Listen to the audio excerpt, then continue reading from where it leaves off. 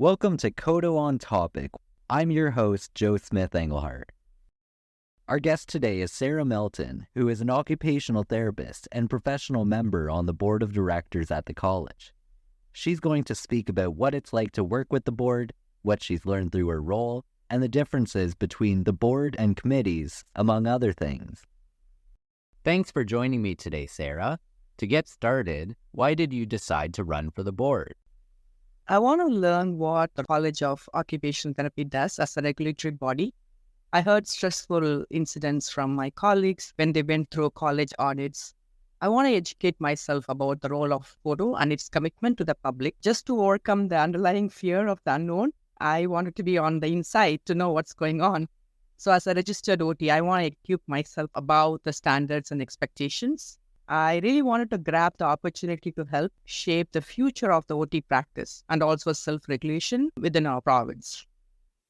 How do you view the college's role as the overseer of the standards for the profession? When I see the college, I completely understand how the college takes the burden of maintaining the standards of our profession on their shoulders.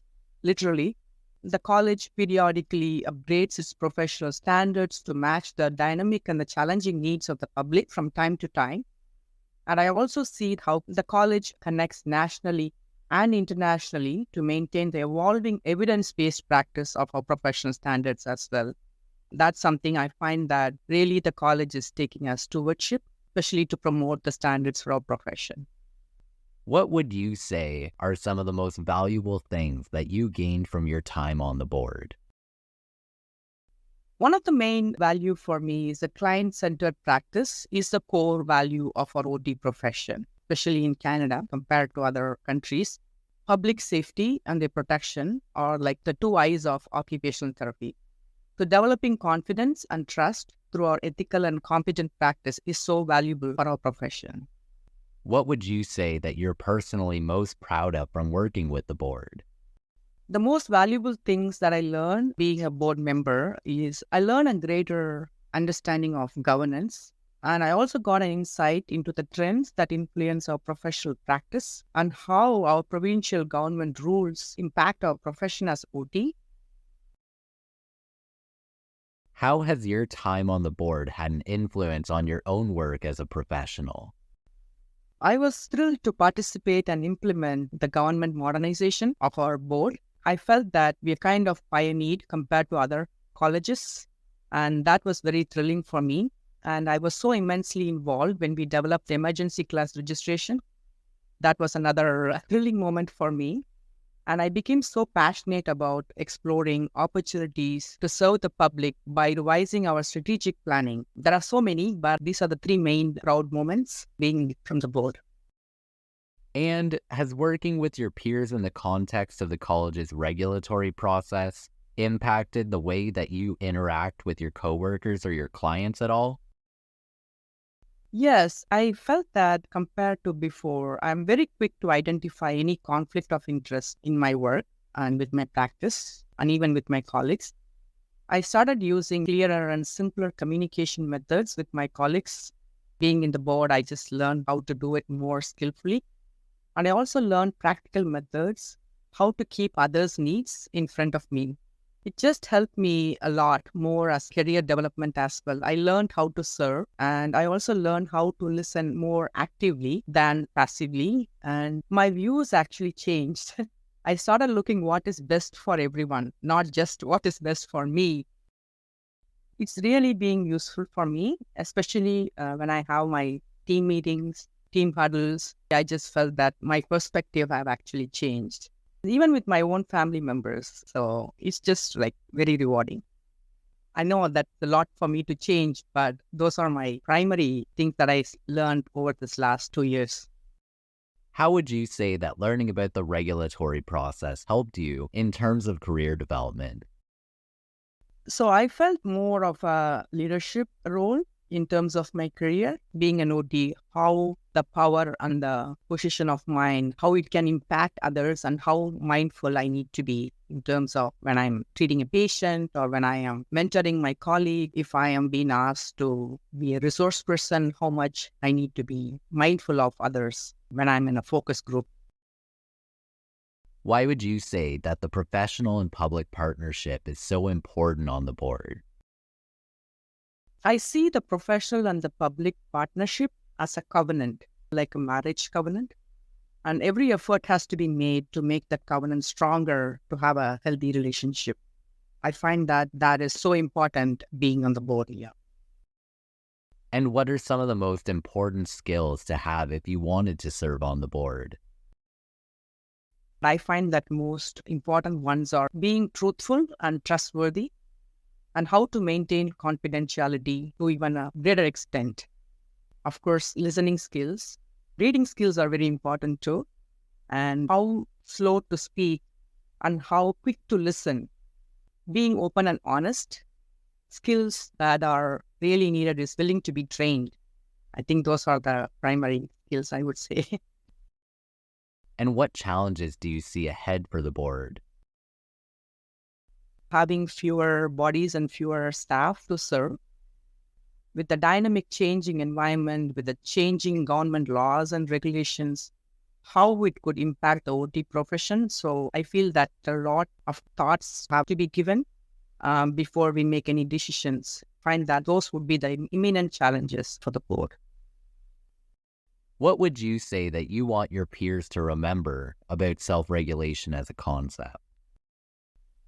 For me, as well as for my peers, I think how to set professional boundaries right from the beginning is a key principle for the self-regulation.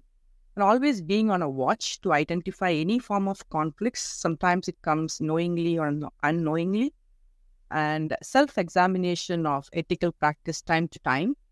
And sometimes thinking out loud also helps.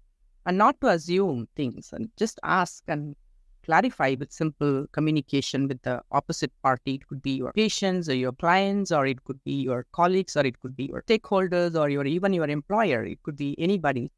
I find that those are the most important things about self-regulation. What have you liked most about collaborating with your peers? Collaborating with my peers is very rewarding, as like I am building a house. Valuing others' views and feelings made me a better person. I like social interactions, especially coming out of the COVID isolation. Although I'm trying to be quiet, I love to be with people and building relationships with them, knowing them personally and their experiences and how I can learn from other people's experiences. So I find that very, very rewarding to collaborate with my peers. Is there anything that surprised you about your experience being on the board? I am very surprised to see how humble our college CEO and even some of the other public members who are in very high authoritative roles, such as mayors, but they are so humble. And I learned how much to be humble as a personal experience for me. So I'm very surprised being on the board to see different levels of people interacting and different age groups as well. And what opportunities for learning have you been able to engage with during your time with the board? I got different learning opportunities and a lot of various areas through training sessions from both internal and external expertise. I learned about administrative law and how to use various case laws, how to prepare for disciplinary hearings, how to be fair and impartial.